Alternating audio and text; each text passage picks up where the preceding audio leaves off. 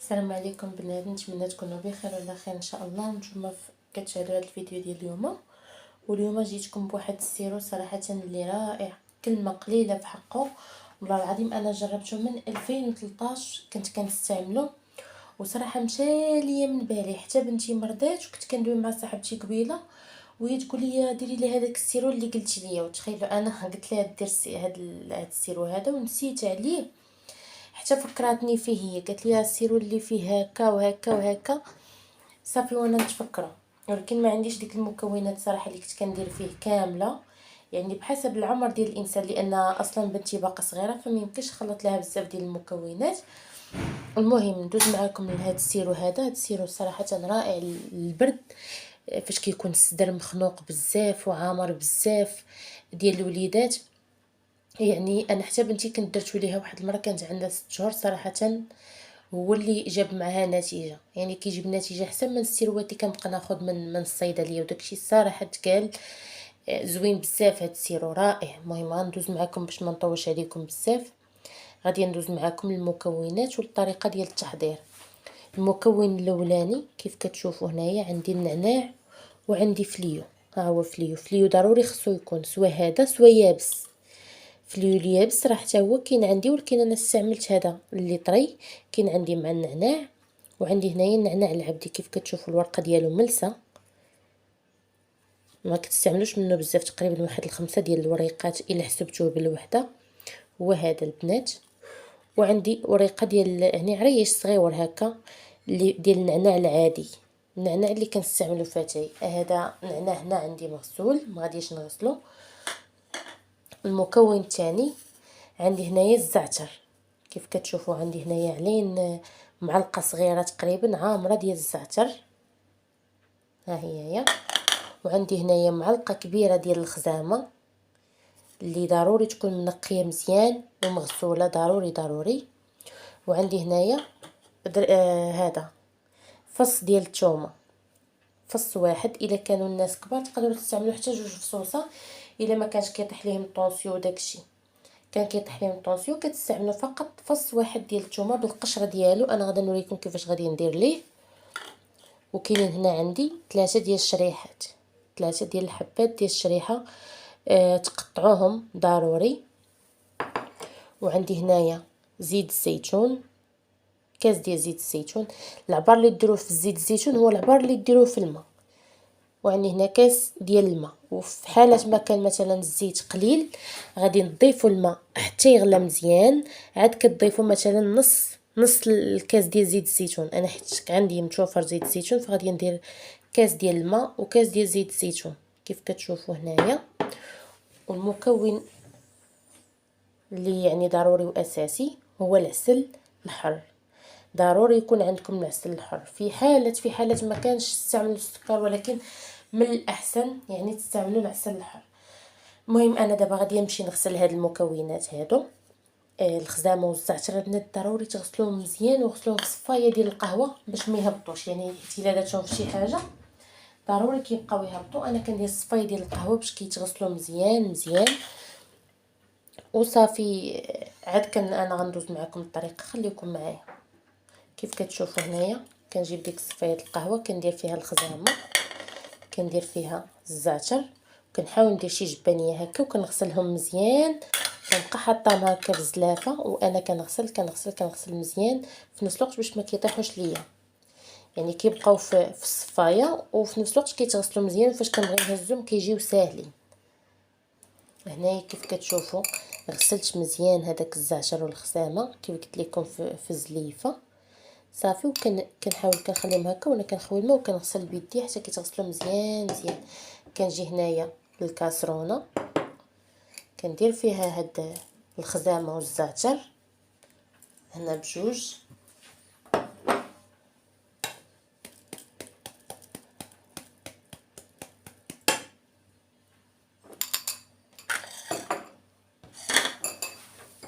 تبعوا معايا المراحل بشويه بشويه. كنقطع هذيك الشريحه صغيره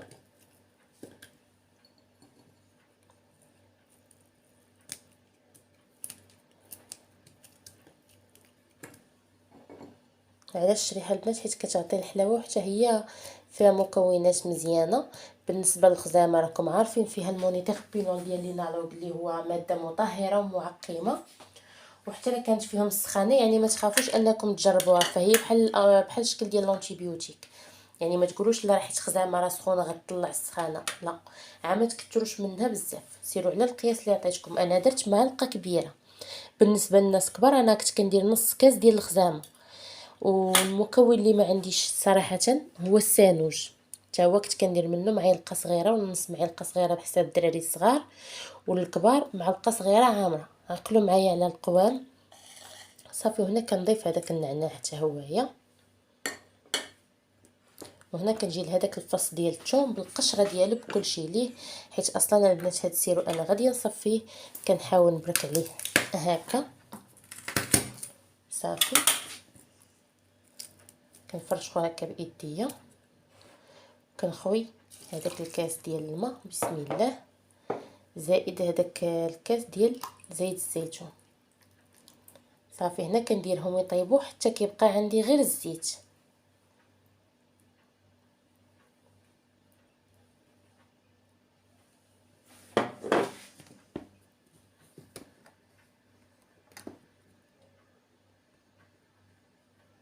والاضافه الاخيره البنات هي راس معلقه ديال السكينجبير كيف كتشوفوا، حيت بنتي صغيره، اما لا كان شي حد كبير يعني ماشي صغير، راه عندها تبارك الله عام و 6 شهور، ماشي رضيعه صغيره ولكن كتسمى باقا صغيره.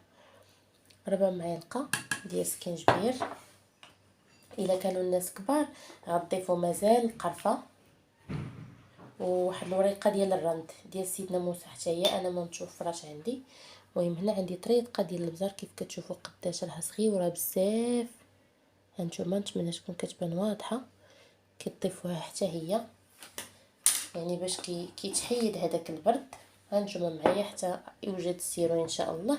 وبالنسبه للعسل الحر كنخليه في اخر مرحله، حتى كنبغي نصفي السيرو عاد كندير هذيك المعلقه ديال العسل الحر.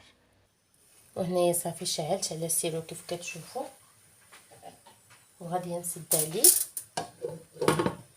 صافي حتى كيغلى شويه، ومن بعد كنطلق البوطه على المهل ديالها حتى كيبقى غير يعني ماشي مهيله عاوتاني بحال الشمعه، لا شويه كتكون ناقصه، شويه كتكون ناقصه على هكا غير واحد شويه.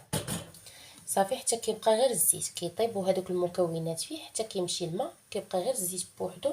كنضيف عليه معلقه كبيره ديال العسل الحر ولا معلقه صغيره بحسب الذوق اللي بغيتي. بحال انا عندي الشريحه ديجا حلوه، وبنتي اصلا ما كتبغيش ليا الحاجه الحلوه، سبحان الله، هي عكس الدراري الصغار، ما كتبغيش الا كان بيمو حلو بزاف، ما كتبغيش الا كان السيرو هكا حلو بزاف، ما كتبغيش.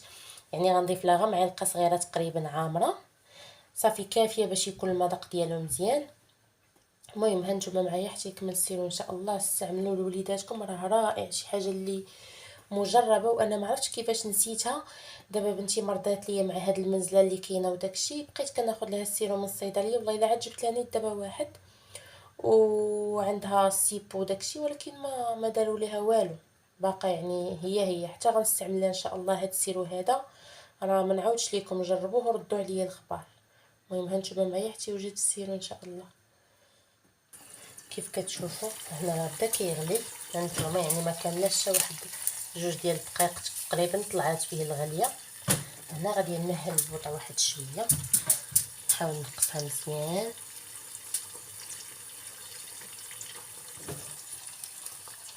هكا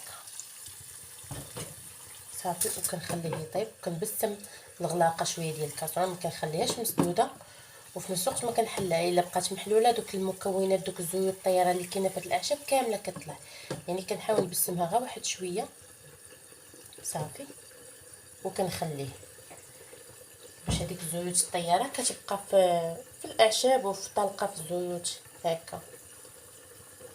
وهنا البنات كيف كتشوفوا السيرو عندي راه وجد، راه مازال كيغلي. دابا البنات غادي نضيف العسل الحر، ولكن قبل ما نضيف العسل الحر حتى نصفيه ونعبروه خاصني نلقى فقط هذيك الكميه ديال الزيت اللي استعملت. الا لقيتو مازال زايد رجعوا يغلي، ضروري ما خصوش يبقى فيه الماء باش يبقى عندكم مده طويله في الثلاجه تستعملوه. هنا البنات غادي نصفيه. عاد بناتي هذا الكاس اللي كان فيه الماء، هذا اللي كان فيه الزيت، غادي نعبرو. هو ناقص كاع، حيت مازال هنا هاد المسائل كيبقاو شادين شويه الزيت. المهم خاصني نلقى هذاك القياس ولا قل منه، اما الا كان زايد رجعوه يطبخ حتى يبقى فيه غير الزيت. هنايا البنات غادي نخليه هنا. ملي غندير العسل ما غاديش نصفيه هذيك الساعه، غنخليه حتى ينسجموا دوك المكونات مع بعضياتهم ويزيدوا مازال يطلقوا. هو من الافضل تبيتوه ليله كامله. كيف كتشوفوا هنا العسل هو هذا.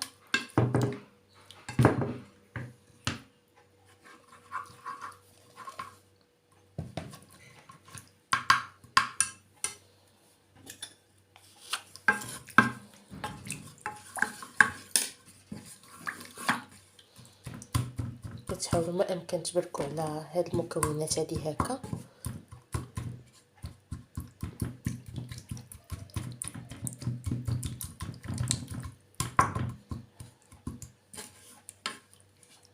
حتى كينسجموا مع بعضياتهم مزيان.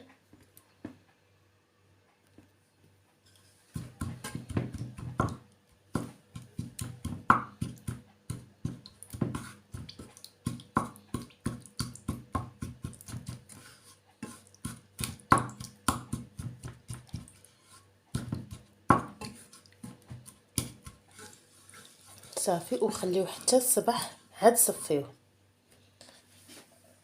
كيف كتشوفوا هكا. راه وريتكم الطريقه ديال التصفيه البنات. كتصفيوه هكا في كاس وكديروه في شي قرعه اللي تكون محكمه الغلق، يعني تكون الاغلاق ديالها يعني محكم مزيان، وكديروه في الثلاجه. والساعه اللي بغيتو تعطيوه للوليد ولا البنيته ديالكم اولا تشربوه نتوما كتاخذوا كتدفيوه واحد شويه، يعني تحيدوا منه غير ديك البروده ديال الثلاجه صافي، وكتعطيوه للوليد ديالكم. كتحركوا القرعه بعدا مزيان لانه كيكون مصفي، كيكون على هذا الشكل كيف وريتكم، كيكون على شكل زيت فقط هكا. انا غادي نصفيه معاكم غير باش تشوفوا، اما انا غادي نخليه حتى للصباح. من الاحسن هو يبات. كيف كتشوفوا هنايا راه طالق مزيان. يا سلام. وفي واحد الريحه غزاله ديال الشريحه وديال الزعتر والخزامه، في واحد الريحه فنه. ومع داك المذاق ديال العسل الحار انه كيجي يعني ما نشكروش ليكم.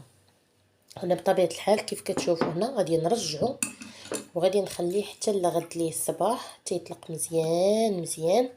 صافي عاد ديك الساعه غادي نصفيه ونديرو في القريعه ونخليه في الثلاجه ونبدا ندفي منه. كتعطيو منه بالنسبه للاطفال الرضع كتعطيو منه تقريبا نص معلقه حتى المعلقه صغيره. كتستعملوها 2 المرات في النهار فقط. بالنسبه للكبار خذوا 3 المعالق في النهار ويكونوا بعد الماكله. ديما يتخادى البنات هاد السيرو هذا بعد الماكله. صدقوني والله العظيم واحد صاحبتي كتعيش برا فرنسا هو اللي كتستعمل. فين ما قالت لي حنا كنمرض انا قالت لي ولا بنتي ولا راجلي كيستعملوه غير هو. قالت لي هو الوحيد اللي كيجيب معاهم نتيجه، وحتى انا صراحه كيجيب معايا النتيجه. يعني هاد السيرو هذا استعملوه راه على حسابي، ما تخافوا منه حتى شي حاجه. و الى نهايه الفيديو وصلنا. تبقاو على خير ان شاء الله الى فيديو قادم. بسلام عليكم. ما تنساوش تخليو لي التعاليق ديالكم بخصوص هذا السيرو هذا. شنو هي الحاجه اللي عجباتكم، شنو هي الحاجه اللي ما عجباتكمش فيه. ولا بغيتو نديرو عليه شي بث مباشر ونهضروا على المكونات اللي فيه وعلى جميع المنافع ديال المكونات اللي كاينه فيه، خليو لي التعاليق ديالكم وانا راه الاشاره. تبقاو على خير. بسلام عليكم.